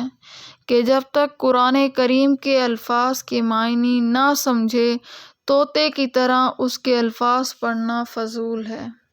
اسی لیے واضح کر رہی ہوں کہ آج کل بہت سے حضرات قرآن کریم کو دوسری کتابوں پر قیاس کر کے یہ سمجھتے ہیں کہ جب تک کسی کتاب کے معنی نہ سمجھیں تو اس کے الفاظ کا پڑھنا پڑھانا وقت ضائع کرنا ہے، مگر قرآن کریم میں ان کا یہ خیال صحیح نہیں ہے، کیونکہ قرآن الفاظ اور معنی دونوں کا نام ہے۔ جس طرح ان کے معنی کا سمجھنا اور اس کے دیے ہوئے احکام پر عمل کرنا فرض اور اعلیٰ عبادت ہے، اسی طرح اس کے الفاظ کی تلاوت بھی ایک مستقل عبادت اور ثواب عظیم ہے۔ یہی وجہ ہے کہ رسول اللہ صلی اللہ علیہ وسلم اور صحابہ کرام رضوان اللہ علیہم اجمعین جو معنی قرآن کو سب سے زیادہ جاننے والے اور سمجھنے والے تھے، انہوں نے محض معنی سمجھ لینے اور عمل کر لینے کو کافی نہ سمجھا۔ سمجھنے اور عمل کرنے کے لیے تو ایک مرتبہ پڑھ لینا کافی ہوتا ہے۔ انہوں نے ساری عمر تلاوت قرآن کو حرز جان بنائے رکھا۔ بعض صحابہ کرام رضوان اللہ علیہم اجمعین روزانہ ایک قرآن مجید ختم کرتے تھے، بعض 2 دن میں، اور اکثر حضرات 3 دن میں ختم قرآن کے عادی تھے، اور ہر ہفتے میں قرآن ختم کرنے کا تو پوری امت کا معمول رہا ہے۔ قرآن کریم کی 7 منزلیں اسی ہفتے واری معمول کی علامات ہیں۔ رسول اللہ صلی اللہ علیہ وسلم اور صحابہ کرام رضوان اللہ علیہم اجمعین کا یہ عمل بتلایا ہے کہ جس طرح قرآن کے معنی کا سمجھنا اور عمل کرنا اصلی عبادت ہے، اسی طرح اس کے الفاظ کی تلاوت بھی بجائے خود ایک اعلیٰ عبادت اور موجب انوار و برکات اور سرمایہ سعادت و نجات ہے۔ اسی لیے رسول اللہ صلی اللہ علیہ وسلم کے فرائض منصبی میں تلاوت آیات کو ایک مستقل حیثیت دی گئی ہے۔ مقصد یہ ہے کہ جو مسلمان فی الحال معنی قرآن کو نہیں سمجھتے، وہ اس بدنصیبی میں مبتلا نہ ہو جائیں کہ الفاظ کو فضول سمجھ کر اس سے بھی محروم ہو جائیں۔ کوشش کرتے رہنا ضروری ہے کہ وہ قرآن کے معنی کو سمجھیں تاکہ قرآن کریم کے حقیقی انوار و برکات کا مشاہدہ کریں اور نزول قرآن کا مقصد پورا ہو۔ قرآن کو معاذ اللہ جنتر منتر کی طرح صرف جھاڑ پھونک میں استعمال کی چیز نہ بنائیں، بلکہ بقول اقبال سورہ یاسین کو اس کام کے لیے نہ سمجھیں کہ اس کے پڑھنے سے مرنے والے کی جان سہولت سے نکل جاتی ہے۔ خلاصہ کلام یہ ہے کہ اس آیت میں فرائض رسول اللہ صلی اللہ علیہ وسلم بیان کرتے ہوئے تلاوت آیات کو مستقل فرض کی حیثیت دے کر اس پر تنبیہ کر دی گئی کہ قرآن کریم کے الفاظ کی تلاوت اور ان کی حفاظت اور ان کو ٹھیک اس لب و لہجے میں پڑھنا جس پر وہ نازل ہوئی ہیں ایک مستقل فرض ہے۔ اسی طرح تلاوت آیات کے فرض کے ساتھ تعلیم کتاب کو جداگانہ فرض قرار دینے سے ایک دوسرا اہم نتیجہ یہ نکلا کہ قرآن فہمی کے لیے صرف عربی زبان کا جان لینا کافی نہیں ہے، بلکہ تعلیم رسول اللہ صلی اللہ علیہ وسلم کی ضرورت ہے۔ جیسے کہ تمام علوم و فنون میں یہ بات معلوم و مشاہدہ ہے کہ کسی فن کی کتاب کے مفہوم کو سمجھنے کے لیے محض اس کتاب کی زبان جاننا بلکہ زبان کا ماہر ہونا بھی کافی نہیں، جب تک کہ اس فن کو کسی ماہر استاد سے حاصل نہ کیا جائے۔ مثلاً آج کل ڈاکٹری، ہومیوپیتھک اور ایلوپیتھک کی کتابیں عموماً انگریزی زبان میں ہیں، لیکن ہر شخص جانتا ہے کہ محض انگریزی زبان میں مہارت پیدا کر لینے اور ڈاکٹری کی کتابوں کا مطالعہ کر لینے سے کوئی شخص ڈاکٹر نہیں بن سکتا۔ انجینئرنگ کی کتابیں پڑھنے سے کوئی انجینئر نہیں بن سکتا۔ بڑے فنون تو اپنی جگہ پر ہیں، معمولی روزمرہ کے کام محض کتاب کے مطالعے سے بغیر استاد سے سیکھے ہوئے حاصل نہیں ہو سکتے۔ آج تو ہر صنعت و حرفت پر سینکڑوں کتابیں لکھی ہوئی ہیں۔ کام سکھانے کے لیے تو استاد ضروری ہے، لیکن ان کتابوں کو دیکھ کر نہ کوئی درزی بنتا ہے، نہ باورچی، نہ لوہار۔ اگر محض زبان جان لینا کسی فن کے حاصل کرنے اور اس کی کتاب سمجھنے کے لیے کافی ہوتا تو دنیا کے سب فنون اس شخص کو حاصل ہو جاتے جو ان کتابوں کی زبان جانتا ہے۔ اب ہر شخص غور کر سکتا ہے کہ معمولی فنون اور ان کے سمجھنے کے لیے جب محض زبان دانی کافی نہیں، تعلیمی استاد کی ضرورت ہے، تو مضامین قرآن جو علوم الہیہ سے لے کر طبیعت و فلسفہ تمام گہرے دقیق علوم پر مشتمل ہے، وہ محض عربی زبان جان لینے سے کیسے حاصل ہو سکتے ہیں؟ اور اگر یہی ہوتا تو جو شخص عربی سیکھ لے وہ معارف قرآن کا ماہر سمجھا جائے۔ تو آج بھی ہزاروں یہودی اور نصرانی عرب ممالک میں عربی زبان کے بڑے ماہر ادیب ہیں، وہ سب سے بڑے مفسر قرآن مانے جاتے اور عہد رسالت مصطفیٰ صلی اللہ علیہ وسلم میں ابو جہل، ابو لہب قرآن کے ماہر سمجھے جاتے۔ غرض یہ ہے کہ قرآن کریم نے ایک طرف تو رسول اللہ صلی اللہ علیہ وسلم کے فرائض میں تلاوت آیات کو ایک مستقل فرض قرار دیا، دوسری طرف تعلیم کتاب کو جداگانہ فرض قرار دے کر بتلا دیا کہ محض تلاوت آیات کا سن لینا فہم قرآن کے لیے عربی زبان جاننے والوں کے واسطے بھی کافی نہیں، بلکہ تعلیم رسول اللہ صلی اللہ علیہ وسلم ہی کے ذریعے قرآنی تعلیم کا صحیح علم حاصل ہو سکتا ہے۔ قرآن کو تعلیمات رسول اللہ صلی اللہ علیہ وسلم سے جدا کر کے خود سمجھنے کی فکر خود فریبی کے سوا کچھ نہیں۔ اگر مضامین قرآنی کو بتلانے سکھلانے کی ضرورت نہ ہوتی تو رسول کو بھیجنے ہی کی کوئی حاجت نہ تھی۔ اللہ کی کتاب کسی دوسری بھی انسانوں تک پہنچائی جا سکتی تھی، مگر اللہ تعالی علیم و حکیم ہے، وہ جانتے ہیں کہ مضامین قرآنی کی تعلیم و تفہیم کے لیے دنیا کے دوسرے علوم و فنون سے زیادہ تعلیم استاد کی ضرورت ہے، اور یہاں پر عام استاد بھی کافی نہیں، بلکہ ان مضامین کا استاد صرف وہ شخص ہو سکتا ہے جس کو حق تعالی سے بذریعہ وحی شرف ہم کلامی حاصل ہو، جس کو اسلام کی اصطلاح میں نبی و رسول کہا جاتا ہے۔ اسی لیے قرآن کریم میں رسول اللہ صلی اللہ علیہ وسلم کو دنیا میں بھیجنے کا مقصد یہ قرار دیا ہے کہ وہ قرآن کریم کے معانی و احکام کی شرح بیان فرمائیں، یعنی ہم نے آپ صلی اللہ علیہ وسلم کو اس لیے بھیجا ہے کہ آپ صلی اللہ علیہ وسلم لوگوں کے سامنے اللہ کی نازل کردہ آیات کے مطالب بیان فرمائیں۔ تعلیم کتاب کے ساتھ آپ صلی اللہ علیہ وسلم کے فرائض میں دوسری چیزیں تعلیم حکمت بھی رکھی گئی ہیں، اور میں نے اوپر بتلایا ہے کہ حکمت کے عربی زبان کے اعتبار سے اگرچہ کئی معنی ہو سکتے ہیں، لیکن اس آیت میں اور اس کے ہم معنی دوسری آیات میں صحابہ کرام رضوان اللہ علیہم اجمعین نے حکمت کی تفسیر سنت رسول اللہ صلی اللہ علیہ وسلم سے کی ہے،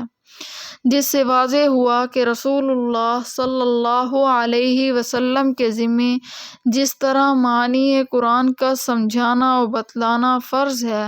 اسی طرح پیغمبران مصطفیٰ صلی اللہ علیہ وسلم تربیت کے اصول و آداب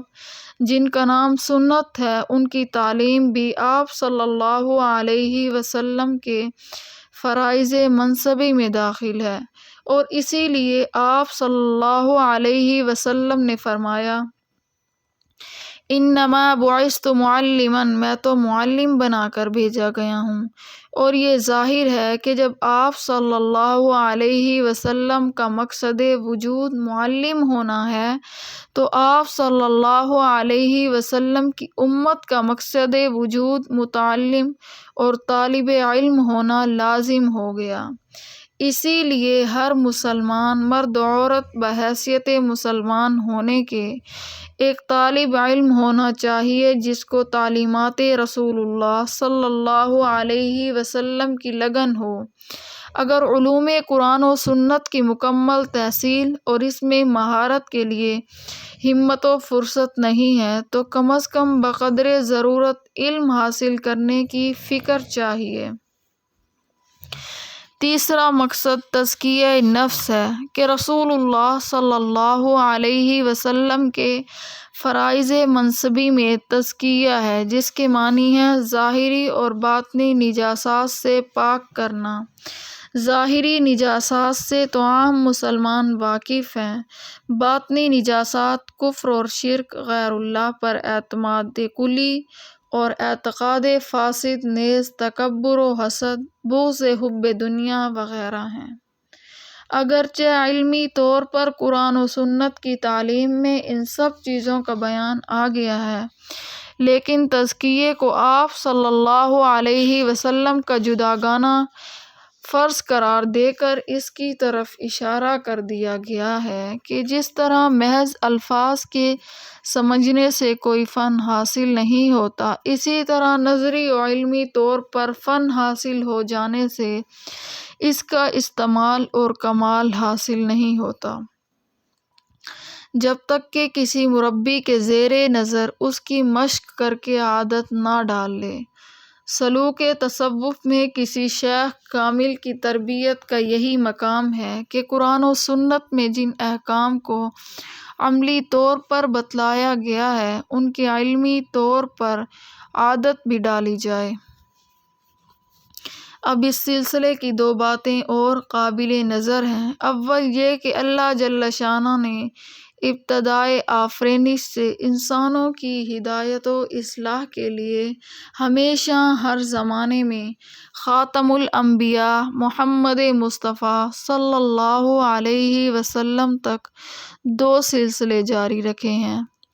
ایک آسمانی کتابوں کا، دوسرے اس کی تعلیم دینے والے رسولوں کا۔ جس طرح محض کتاب نازل فرما دینے کو کافی نہیں سمجھا، اسی طرح محض رسولوں کے بھیجنے پر بھی اکتفا نہیں فرمایا، بلکہ دونوں سلسلے برابر جاری رکھے۔ اللہ جل شانہ کی اس عادت اور قرآن کریم کی شہادت نے قوموں کی صلاح و فلاح کے لیے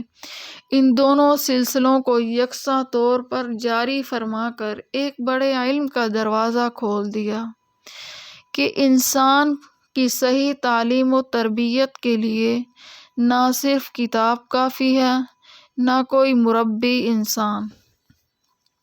بلکہ ایک طرف آسمانی ہدایات اور الہی قانون کی ضرورت ہے جس کا نام کتاب یا قرآن کریم ہے، دوسری طرف ایک معلم اور مربی انسان کی ضرورت ہے جو اپنی تعلیم و تربیت سے عام انسان کو آسمانی ہدایات سے روشناس کر کے ان کا خوگر بنے۔ لیکن انسان کا اصلی معلم انسان ہی ہو سکتا ہے کہ کتاب معلم یا مربی نہیں ہو سکتی۔ ہاں، تعلیم و تربیت میں معین و مددگار ضرور ہے۔ یہی وجہ ہے کہ جس طرح اسلام کی ابتدا ایک کتاب اور ایک رسول سے ہوئی اور ان دونوں کے امتزاج نے ایک صحیح اور اعلیٰ مثالی معاشرہ دنیا میں پیدا کر دیا، اسی طرح آگے آنے والی نسلوں کے لیے بھی ایک طرف شریعت مطہرہ اور دوسری طرف رجال اللہ کا سلسلہ رہا ہے۔ قرآن کریم نے جگہ جگہ اس کی ہدایتیں دی ہیں۔ ایک جگہ ارشاد ربانی ہے، یا ایھا الذین آمنوا اتقوا اللہ وکونوا مع الصادقین۔ اے ایمان والو، اللہ سے ڈرو اور صادقین کے ساتھ رہو۔ دوسری جگہ صادقین کی تعریف اور اوصاف بیان کر کے فرمایا اولئک الذین صدقوا واولئک هم المتقون، اور یہی لوگ سچے ہیں اور یہی ہیں پرہیزگار۔ پورے قرآن کا خلاصہ سورہ فاتحہ ہے اور سورہ فاتحہ کا خلاصہ صراط مستقیم کی ہدایت ہے۔ یہاں بھی صراط مستقیم کا پتہ دینے کے لیے بجائے اس کے کہ صراط القرآن یا صراط الرسول یا صراط السنت فرمایا جاتا، کچھ اللہ والے لوگوں کا پتہ دیا گیا کہ ان سے صراط مستقیم حاصل کی جائے۔ ارشاد ربانی ہے صراط الذین انعمت علیہم غیر المغضوب علیہم ولا الضالین، یعنی صراط مستقیم ان لوگوں کا راستہ ہے جن پر اللہ تعالیٰ کا انعام ہوا ہے، نہ کہ ان لوگوں کا جو گمراہ ہو گئے ہیں۔ دوسری جگہ ان کی مزید تعین اور توضیح قرآن میں وارد ہوئی ہے جن پر اللہ تعالیٰ کا انعام ہوا ہے۔ فَأُولَئِكَ مَعَ الَّذِينَ أَنْعَمَ اللَّهُ عَلَيْهِمْ مِنَ النَّبِيِّينَ وَالصِّدِّيقِينَ وَالشُّهَدَاءِ وَالصَّالِحِينَ۔ اسی طرح رسول اللہ صلی اللہ علیہ وسلم نے اپنے بات کے لیے کچھ حضرات کے نام متعین کر کے دینی معاملات میں آپ صلی اللہ علیہ وسلم کا اتباع کرنے کی ہدایت فرمائی ہے۔ ترمذی شریف کی صحیح حدیث میں ہے کہ اے لوگو، میں تمہارے لیے اپنے بات میں دو چیزیں چھوڑتا ہوں، ان دونوں کو مضبوطی سے تھامے رکھنا تو تم گمراہ نہ ہوگے، ایک کتاب اللہ، دوسری میری اولاد اور اہل بیت ہیں۔ اور صحیح بخاری کی روایت میں ہے کہ میرے بعد ابو بکر اور عمر کا اتباع کرو۔ ایک حدیث میں ارشاد ہے علیکم بسنتی وسنت الخلفاء الراشدین، میرے طریقے کو اختیار کرو اور خلفاء راشدین کے طریقے کو۔ خلاصہ کلام یہ ہوا کہ قرآن کریم کی ان ہدایات اور رسول اللہ صلی اللہ علیہ وسلم کی تعلیمات سے یہ بات روز روشن کی طرح واضح ہو گئی کہ قوموں کی اصلاح و تربیت کے لیے ہر قرن، ہر زمانے میں دو چیزیں ضروری ہیں: قرآنی ہدایات اور ان کے سمجھنے اور ان پر عمل کرنے کا سلیقہ حاصل کرنے کے لیے ماہرین شریعت اور اللہ والوں کی تعلیم و تربیت، اور اگر مختلف علوم و فنون اور ان کے سیکھنے سکھانے کے طریقوں پر ناقدرانہ نظر ڈالی جائے تو معلوم ہوگا کہ یہ اصول تعلیم و تربیت کچھ دین اور دینیات ہی کے ساتھ مخصوص نہیں، بلکہ تمام علوم و فنون کی صحیح تحصیل اسی پر دائر ہے کہ ایک کتاب ہر فن کی بہترین کتابیں ہوں،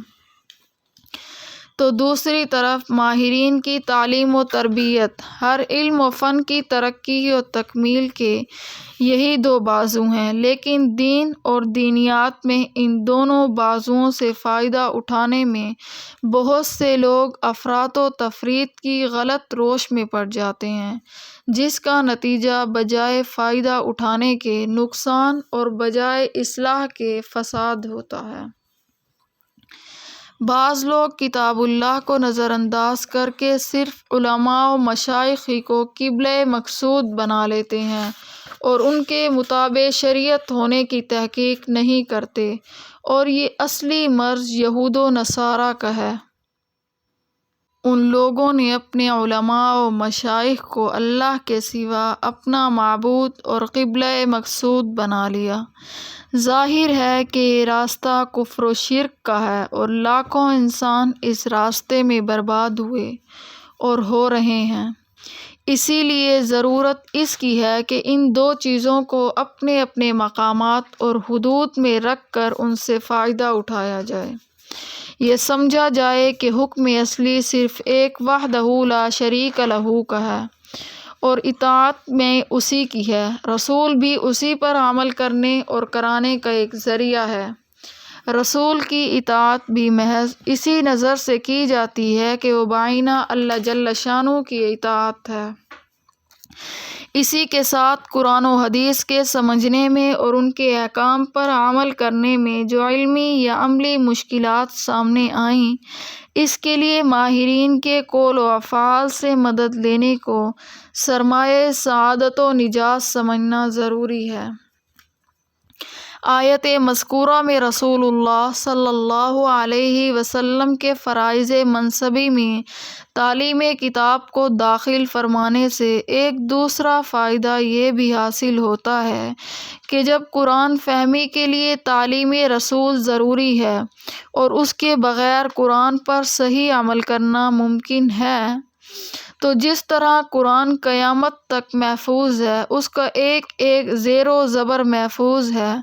ضروری ہے کہ تعلیمات رسول اللہ صلی اللہ علیہ وسلم بھی مجموعی حیثیت سے قیامت تک باقی اور محفوظ رہیں، ورنہ محض الفاظ قرآنی کے محفوظ رہنے سے نزول قرآن کا اصلی مقصد پورا نہ ہوگا۔ اور یہ بھی ظاہر ہے کہ تعلیمات رسول اللہ صلی اللہ علیہ وسلم وہی ہیں جن کو سنت یا حدیث رسول کہا جاتا ہے۔ اس کی حفاظت کا وعدہ اللہ جل شانہ کی طرف سے اگرچہ اس درجے میں نہیں ہے جس درجے کی حفاظت قرآن کے لیے موعود ہے۔ اِنَّا نَحْنُ نَزَّلْنَا الذِّكْرَ وَإِنَّا لَهُ لَحَافِظُونَ، ہم نے قرآن کو نازل کیا ہے اور ہم ہی اس کی حفاظت کرنے والے ہیں،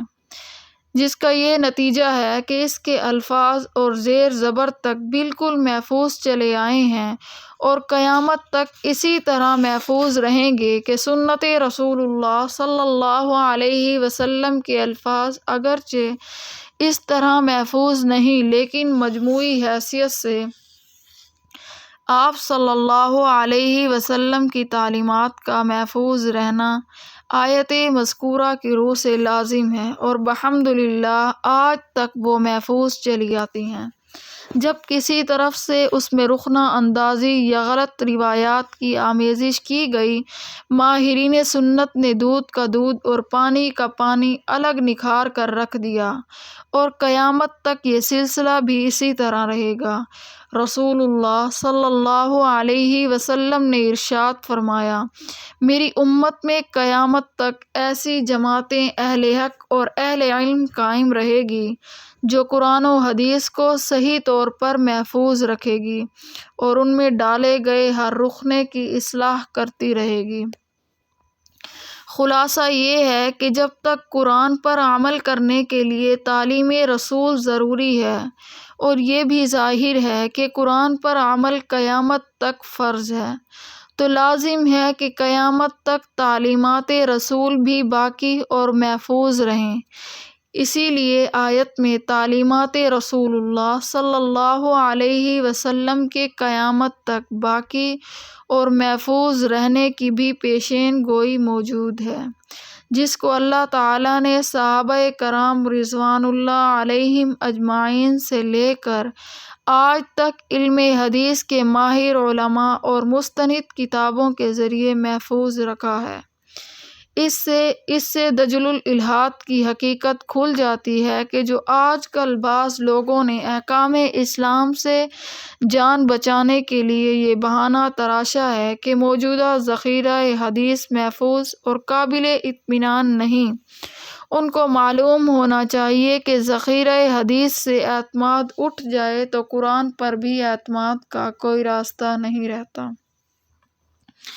تزکیے کو تعلیم سے جدا کر کے مستقل مقصد رسالت اور رسول اللہ صلی اللہ علیہ وسلم کا فرض منصبی قرار دینے سے اس طرف اشارہ ہے کہ تعلیم کتنی ہی صحیح ہو، محض تعلیم سے عادتاً اصلاح اخلاق نہیں ہوتی جب تک کسی تربیت یافتہ مربی کے زیر نظر عملی تربیت حاصل نہ کرے، کیونکہ تعلیم کا کام در حقیقت سیدھا اور صحیح راستہ دکھلا دینا ہے، مگر ظاہر ہے کہ منزل مقصود تک پہنچنے کے لیے محض راستہ جان لینا تو کافی نہیں۔ جب تک ہمت کر کے قدم نہ اٹھائے اور راستہ نہ چلے، اور ہمت کا نسخہ بجز اہل ہمت کی صحبت اور اطاعت کے اور کچھ نہیں۔ ورنہ سب کچھ سمجھنے جاننے کے بعد بھی حالت یہ ہوتی ہے کہ عمل کی ہمت و توفیق کسی کتاب کے پڑھنے یا سمجھنے سے پیدا نہیں ہوتی۔ اس کی صرف ایک ہی تدبیر ہے کہ اللہ والوں کی صحبت اور ان سے ہمت کی تربیت حاصل کرنا۔ اسی کا نام تزکیہ قرآن کریم نے تزکیے کو مقاصد رسالت میں ایک مستقل مقصد قرار دے کر تعلیمات اسلام کی نمایاں خصوصیات کو بتلایا ہے، کیونکہ محض تعلیم اور ظاہری تہذیب تو ہر قوم اور ہر ملت میں کسی نہ کسی صورت سے کامل یا ناقص طریق پر ضروری سمجھی جاتی ہے۔ اس میں اسلام کی ایک نمایاں خصوصیت ہے، یہ ہے کہ اس نے صحیح اور مکمل تعلیم پیش کی جو انسان کی انفرادی زندگی سے لے کر عائلی، پھر قبائلی زندگی اور اس سے آگے بڑھ کر سیاسی و ملکی زندگی پر حاوی ہے، اور بہترین نظام کے حامل ہے جن کی نظیر دوسری اقوام ملال میں نہیں پائی جاتی۔ اسی کے ساتھ تزکیہ اخلاق اور باطنی طہارت ایک ایسا کام ہے جس کو عالم اقوام اور سوسائٹیوں نے سرے سے نظر انداز کر رکھا ہے۔ جو خوش نصیب حضرات رسول اللہ صلی اللہ علیہ وسلم کے سامنے زیر تعلیم رہے، تعلیم کے ساتھ ان کا باطنی تزکیہ بھی ہوتا گیا، اور جو جماعت صحابہ کرام رضوان اللہ علیہم اجمعین آپ صلی اللہ علیہ وسلم کی زیر تربیت تیار ہوئی، ایک طرف ان کی عقل و دانش اور علم و حکمت کی گہرائی کا یہ عالم تھا کہ ساری دنیا کے فلسفے اس کے سامنے گرد ہو گئے، تو دوسری طرف ان کے تزکیہ باطنی اور تعلق مع اللہ اور اعتماد علی اللہ کا یہ درجہ تھا جو قرآن کریم نے ان الفاظ میں بیان فرمایا ہے۔ والذین معهم اشداء علی الکفار رحماء بینہم تراہم رکعا سجدا یبتغون فضلا من اللہ ورضوانا، اور جو لوگ آپ کے ساتھ ہیں وہ کافروں پر سخت اور آپس میں رحم دل ہیں، تم انہیں رکوع سجدہ کرتے ہوئے دیکھو گے، وہ اللہ کا فضل اور اس کی رضامندی تلاش کرتے ہیں۔ یہی وجہ تھی کہ وہ جس طرح چلتے تھے فتح و نصرت ان کے قدم لیتی تھی، تائید ربانی ان کے ساتھ ہوتی تھی۔ ان کی مہیر العقول کارنامے جو آج بھی ہر قوم و ملت کے ذہنوں کو مرعوب کیے ہوئے ہیں، وہ اسی تعلیم و تزکیے کے اعلیٰ نتائج ہیں۔ آج دنیا میں تعلیم کو بہتر بنانے کے لیے نصابوں کی تبدیل و ترمیم پر تو سب لوگ غور کرتے ہیں، لیکن تعلیم کی روح کو درست کرنے کی طرف عام طور پر توجہ نہیں دی جاتی۔ یہ ایک کھلی ہوئی حقیقت ہے کہ اساتذہ جس علم و عمل اور اخلاق و کردار کے مالک ہوں گے، ان سے پڑھنے والے طلباء زیادہ سے زیادہ انہی جیسے پیدا ہو سکیں گے۔ اسی لیے تعلیم کو مفید اور بہتر بنانے کے لیے نصابوں کی ترمیم سے زیادہ اس نصاب کے پڑھانے والوں کے علمی و عملی اخلاقی حالات پر نظر ڈالنا ضروری ہے۔ یہاں تک رسالت و نبوت کے 3 مقاصد کا بیان تھا، آخر میں مختصر طور پر یہ بھی سن لیجیے کہ سردار دو عالم آقا مصطفیٰ صلی اللہ علیہ وسلم کو جو 3 فرائض منصبی سپرد کیے گئے تھے، ان کو آپ صلی اللہ علیہ وسلم نے کس حد تک پورا فرمایا؟ آپ صلی اللہ علیہ وسلم کو ان کے پورا کرنے میں کہاں تک کامیابی ہوئی؟ اسی لیے اتنا جان لینا کافی ہے کہ رسول اللہ صلی اللہ علیہ وسلم کے اس دنیا سے تشریف لے جانے سے پہلے تلاوت آیات کا یہ درجہ ہو گیا تھا کہ تقریباً پورے جزیرۃ العرب میں قرآن پڑھا جا رہا تھا۔ ہزاروں اس کے حافظ تھے، سینکڑوں ایسے حضرات تھے جو روزانہ یا تیسرے روز پورے قرآن ختم کیا کرتے تھے۔ تعلیم کتاب و حکمت کا یہ مقام تھا۔ دنیا کے سارے فلسفے قرآن کے سامنے ماند ہو چکے ہیں۔ تورات و انجیل کے تحریف شدہ صحائف افسانے بن چکے تھے۔ قرآنی اصول کو عزت و شرف کا معیار مانا جاتا تھا۔ تزکیے کا یہ عالم تھا کہ ساری بد اخلاقیوں کے مرتکب افراد تہذیب اخلاق کے معلم بن گئے۔ بد اخلاقیوں کے مرض نہ صرف صحت یاب بلکہ کامیاب معالج اور مسیحا بن گئے۔ جو راہزن تھے رہبر بن گئے۔ غرض بت پرست لوگ ایثار و ہمدردی کے مجسمے بن گئے۔ حضرت ابراہیم خلیل اللہ علیہ السلام نے جن مقاصد کے لیے دعا فرمائی اور رسول اللہ صلی اللہ علیہ وسلم کو ان کی تکمیل کے لیے بھیجا گیا تھا، وہ تینوں مقصد آپ صلی اللہ علیہ وسلم کے عہد مبارک ہی میں نمایاں طور پر کامیاب ہوئے۔ پھر آپ صلی اللہ علیہ وسلم کے بعد آپ صلی اللہ علیہ وسلم کے صحابہ کرام رضوان اللہ علیہم اجمعین نے تو ان کو مشرق سے مغرب اور جنوب سے شمال تک ساری دنیا میں عام کر دیا۔ وآخر دعوانا ان الحمد للہ رب العالمین۔